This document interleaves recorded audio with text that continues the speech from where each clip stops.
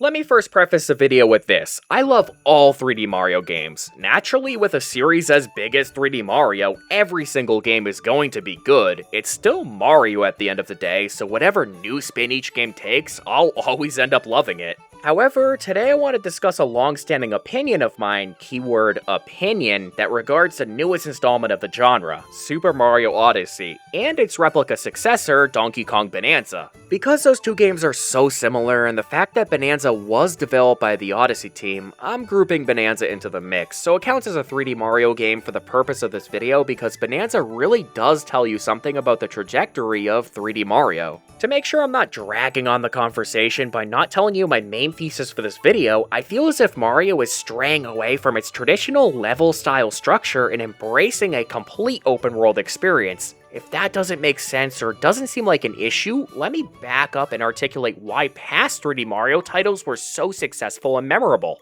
Let's first start with Super Mario 64, a game I just experienced for the first time, and a game I really didn't think was all that, despite the regular praise it receives. Look, the game was great, but the controls and camera just absolutely ruined the experience for me. They were beyond excusable. Mario 64 had 15 courses, which are the main worlds you travel to in the game to collect stars. Each world felt very unique and packed with life. The charm and liveliness of the game is definitely 64's strong suit, but that same sparkle is seen in Odyssey as well, and in many cases, amplified. The difference between the areas in Super Mario 64 and Super Mario Odyssey don't deal with the spectacular aesthetics of both games, but instead deal with your objective within the area. Each star in Mario 64, as described by the select screen, is a mission that spawns you into a world with obstacles and an objective to do before you're presented with a star. Same goes with Super Mario Sunshine, Galaxy, and Galaxy 2. The game takes on a form of linearity where you choose a mission to do and you're rewarded with a star after completing it. Now we all know that those games are not absolutely linear, as you're typically given multiple choices of which world or mission you want to do first. Super Mario Galaxy 2 is probably the most linear of the bunch, as you were required to play at least one star from a galaxy in order to move on to the next one in the world map. But one of my favorite parts about 64 was the fact that you don't have to do the star that you selected at the start, as most of the other ones are loaded as well. Take Throwback Galaxy from Mario 64 for example. You may initially choose one specific star to do at the beginning, but end up doing a completely separate star instead if you just felt like it. But in Sunshine, each level had 8 episodes that you unlocked once you obtained the previous Shine Sprite. In the Galaxy series, you had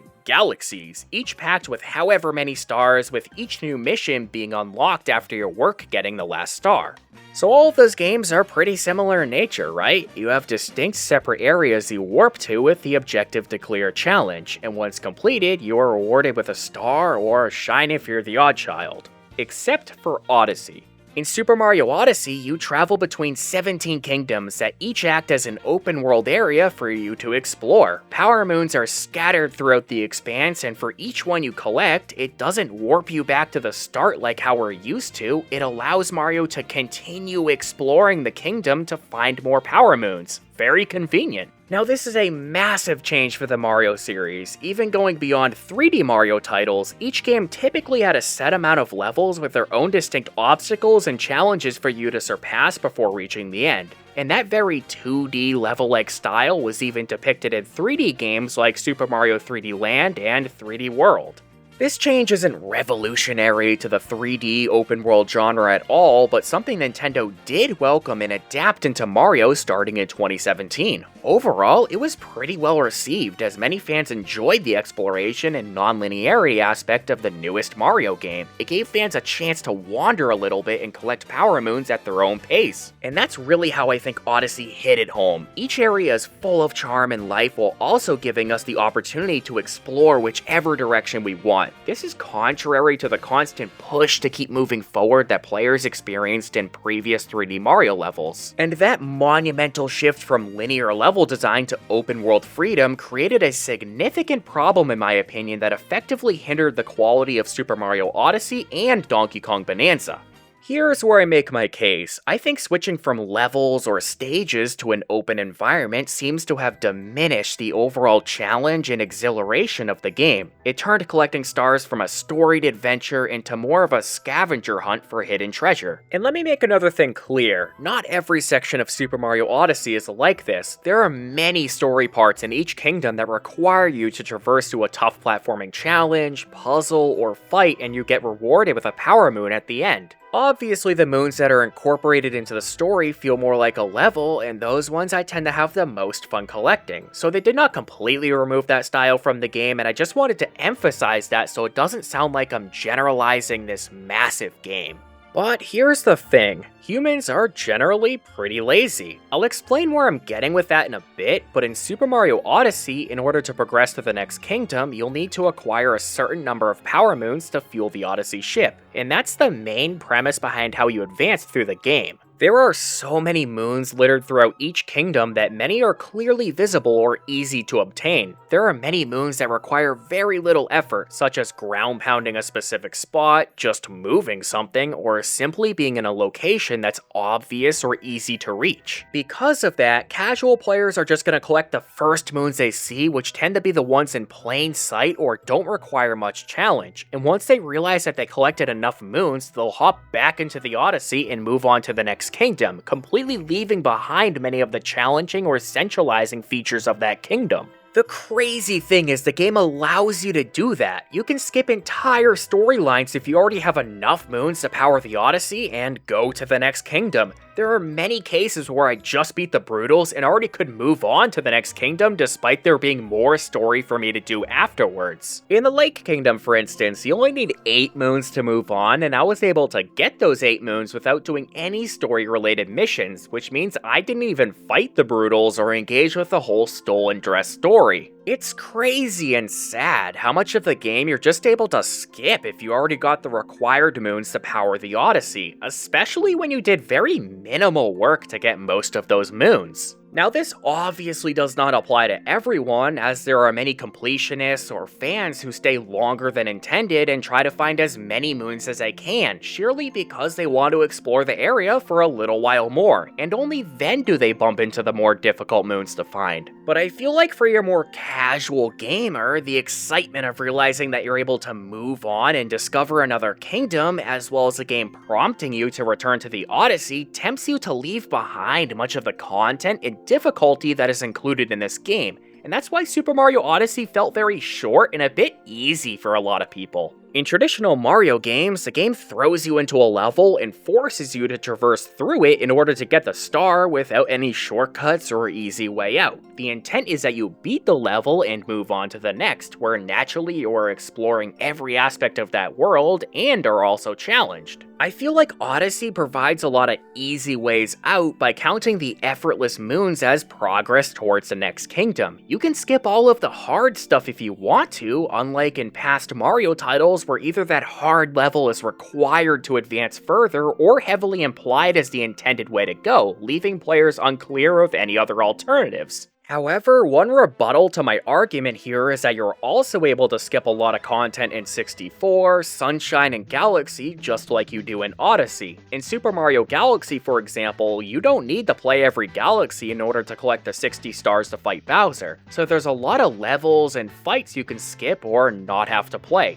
and you're right for thinking that. But here is my response to that. Odyssey is much different stylistically than 64, Sunshine, or Galaxy. In those three, you're just substituting one level for another, so if you decide to skip one galaxy, for instance, you're still playing a different galaxy instead that's very similar in content and difficulty in order to reach your 60-star quota. But in Odyssey, players can substitute entire parts of the story with simple, easy-to-obtain moons that count equally towards game progression. So instead of just skipping a world or level to play another equivalent world or level like in past games, you can now entirely bypass a very story-heavy or content-rich section by substituting it with one of those easy-to-get moons. Now, the positive side is that Odyssey does have many areas and moons that are required or heavily implied to obtain, specifically regarding sections that relate to the story or climax of the kingdom, like a boss fight. This helps mix things up and forces the player to rejoin back with the story and complete something they're supposed to complete. For me, a lot of the enjoyment and memorable moments from playing Mario stems from those few levels that caused me to die a lot, funnily enough. It was frustrating at the time, but looking back, that trial and error part of the game where I adapt what I'm doing after each death was what gave me that exhilaration to push forward and satisfaction at the end. That's why I like those sub-areas in Odyssey. They feel like your traditional Mario level and require precise platforming and technique to clear. Again, the issue I'm describing here does not ruin the game at all, or even represent the entire game for that matter, because there are many difficult sections that players inevitably run into, whether required or not. However, I think it's pretty clear why Nintendo opted to go the open world route rather than a traditional level-based format. Odyssey's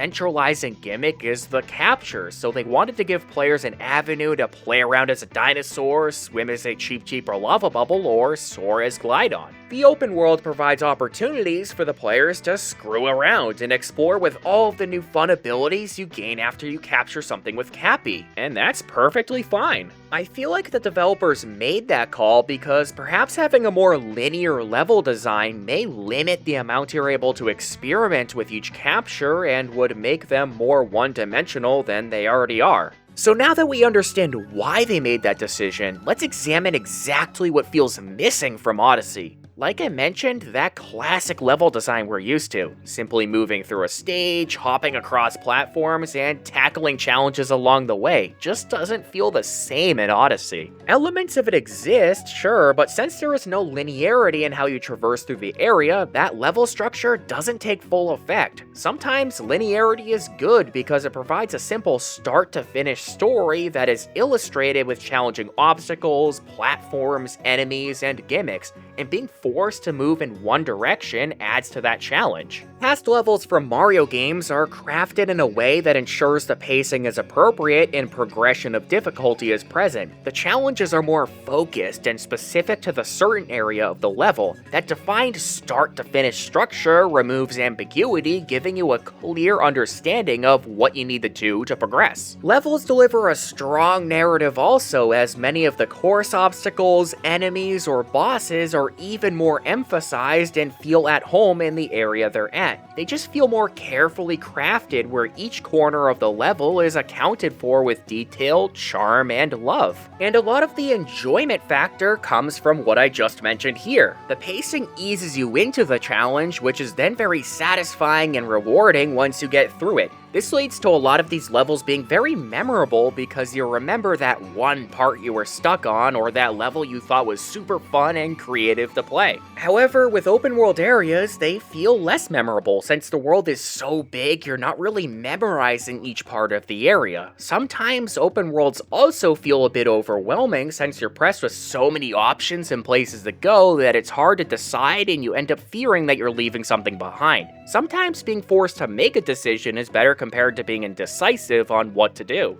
Lastly, one main issue I have with Super Mario Odyssey, which also transitions into my discussion about Bonanza, is that it just feels bloated. There are 999 moons to collect in Odyssey, which is a lot. And while it does provide a lot of content, many moons are placed in not very creative places, and it just feels like an extra to get. Like I mentioned, because there are so many moons, it makes the game a tad easier since you have the option to avoid harder challenges in favor of collecting easily visible moons. But this also plays into the overwhelming factor too. Most of the post-game of Odyssey is just finding the remaining moons. However, since there are so many, people just kinda give up after a little bit. The goal of reaching 999 moons feels so far out of reach that many people don't even bother starting. They turn collecting moons into a chore, and I feel burnt out after a while doing the same tedious task. Odyssey has kind of fallen prey to collectible filler, where the primary content and objective of the game is finding and obtaining various collectibles rather than clearing that hard level. The game places more emphasis on the collectible itself rather than the journey to obtain it. Again, that was my main issue with Odyssey. As amazing as the game is, it felt like more of a scavenger hunt than the the challenging level-based experience that we all enjoy, and going on a treasure hunt for moons is only fun until it isn't. Searching an open world for collectibles, however they may be presented, just doesn't give that same exhilarating thrill that an action-packed start-to-finish level does. You feel a lot more adrenaline when you're carefully jumping from platform to platform, figuring out a mechanic, or fighting that hard boss, and I feel like Odyssey just lacks in a lot of those areas.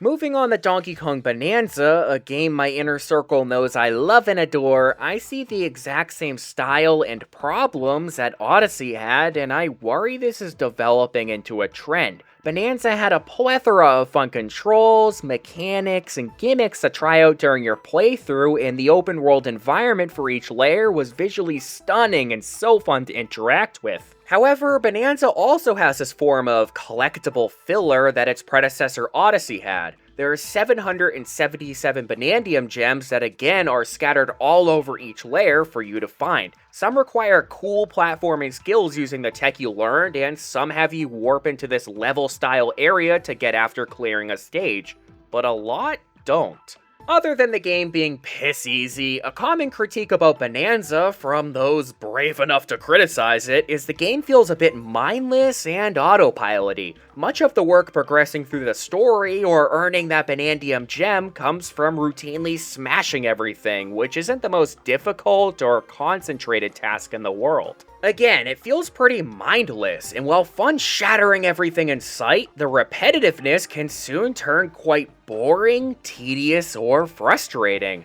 With the central gimmick of the game being that you can break remotely anything, the overall challenge and creativeness of each Bonandium gem you find is significantly watered down. Playing through Bonanza, I couldn't help but draw countless comparisons to Odyssey, so much so that this game almost feels like a sequel to Odyssey due to the similar controls, world structure, cosmetic customization, and definitely the style of collecting the Bonandium gems. Part of me wishes it wasn't so similar, so the game feels like it has its own identity, because I know many people felt the same way as well. Moving past that, one feature that was carried over from Odyssey had to do with the Bonandium gems. As I touched on, the placement of these gems feel akin to the moons in Odyssey. However, unlike Odyssey, the Bonandium gems are not what's needed to progress through the story. In fact, Bonandium gems are optional collectibles with the purpose of just enhancing Donkey Kong's stats, and you can beat the entire game without needing to get any. So you don't have to collect Bonandium gems to progress through the story, unlike Odyssey, where there is a requirement for how many moons you need to have before moving on to the next part. One argument against that decision is that if 0 Bonandium gems are required for the story, then players can just skip collecting them altogether, meaning they are leaving behind a lot of content and challenge in each layer. However, while that argument could very much be true, it doesn't really hold up for the majority of players. If some people want to skip the game, that is their choice. Should the developers have let people skip that much?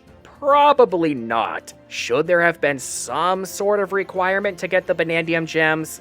Yeah, I think so. But that doesn't matter because I find people instead opt to collect as many gems as possible. And what Bonanza does better than Odyssey in this sense is provide an incentive to find them. Many players want to upgrade their stats for the tougher fights and challenges later on in the game. So while the game doesn't require you to find Bonandium gems for the story, almost everyone still does anyway because there is enough of an incentive to get them. In terms of the post-game, Bonanza kinda lost me. There is a lot to do, but nothing that incentivized me to put in hours of work gathering Bonandium gems. For me, it was another case of a game saying, just find more random collectibles scattered across the area. In Bonanza, one of the post-game objectives is to gather a set amount of Bonandium gems in order to unlock a rehearsal from each layer's elder. The rehearsals are challenge runs which are very fun to play, but I really couldn't pull myself to unlock all of them because of the sheer amount of work you need to put in to unlock them.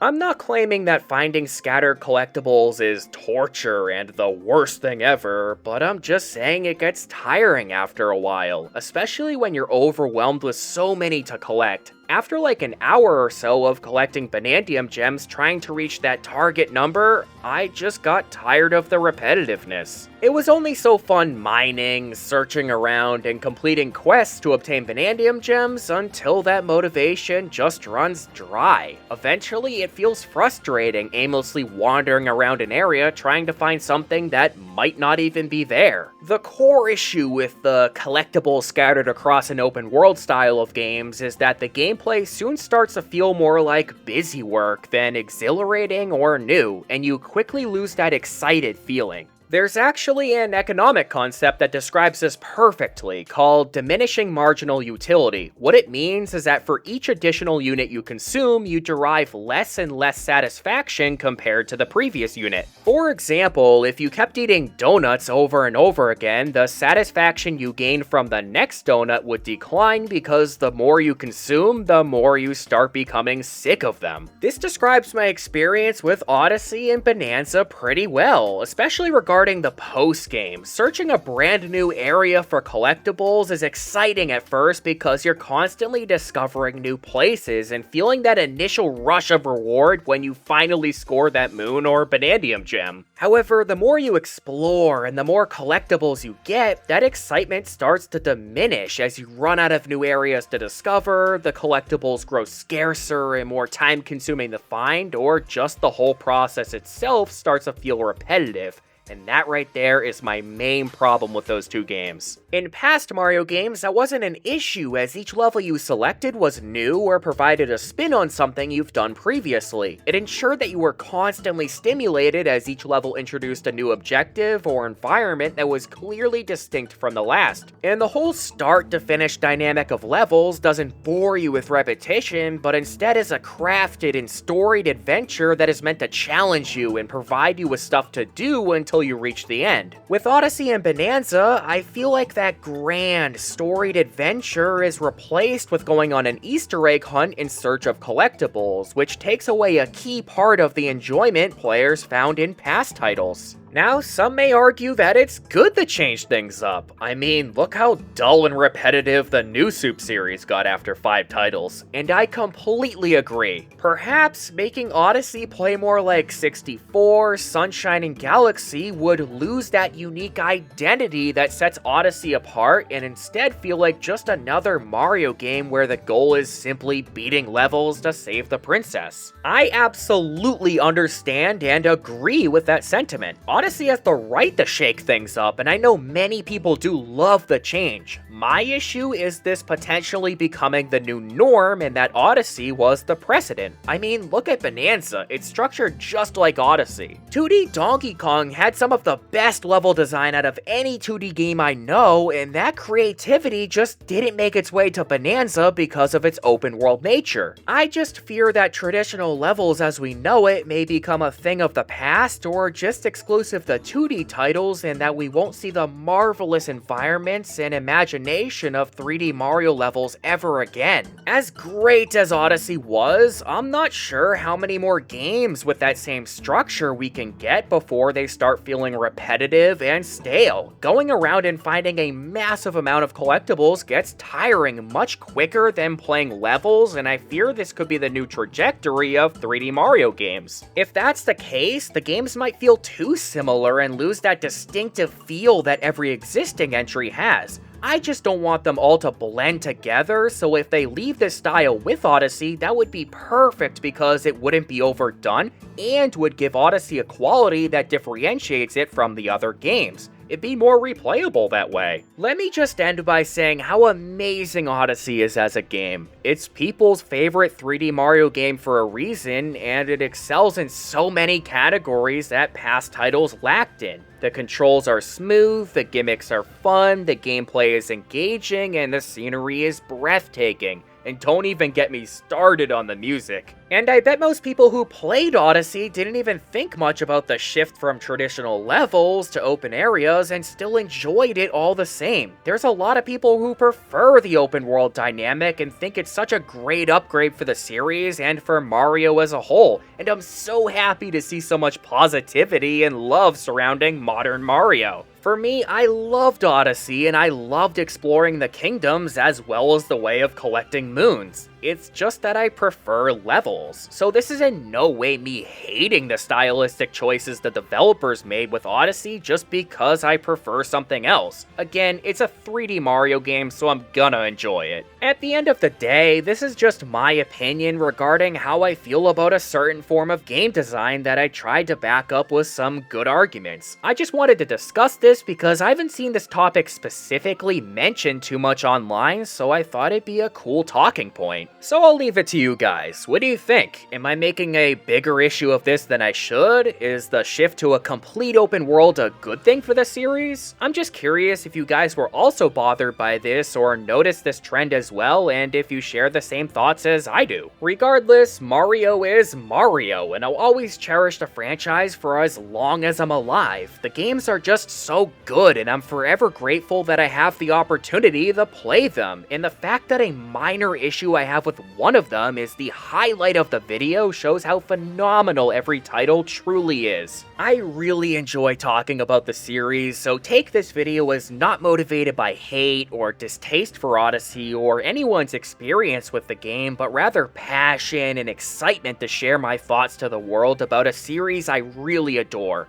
So I'll leave it at that. Thanks for getting through the video and considering what I had to say. Have a great day, and I'll catch you next time. Bye.